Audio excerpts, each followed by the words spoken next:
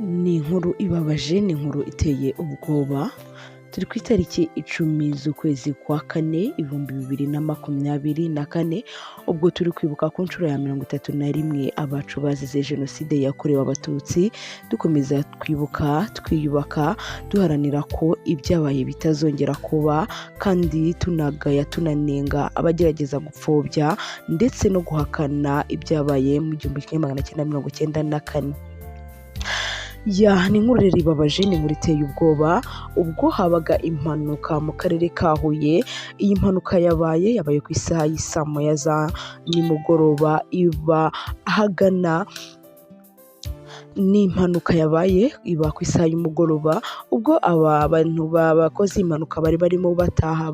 Urumvikana ni mu gihe cy'umugoroba, bamwe baba bataha bava mu kazi, abandi bataha bajya nyine mu macumbi yabo. Iyi mpanuka rero yabaye yatumye abantu benshi bagira ubwoba, bamwe barahungabana, abandi bibakomera cyane kuko byari biteye ubwoba.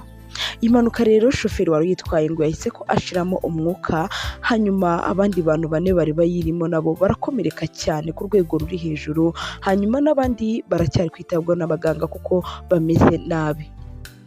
Iyi mpanuka rero yatumye abantu benshi bahungabana, bagira ubwoba, batangira kwibaza ese Mana ni ukubera iki bibaye, ese niki giteye iyi mpanuka? Ariko nanone nyine ngo ibyashatse kuba nta wabihagarika, kandi icyashatse kuba nta muntu n'umwe wagitangira. Twkomeze twihanganishe iyi miryango,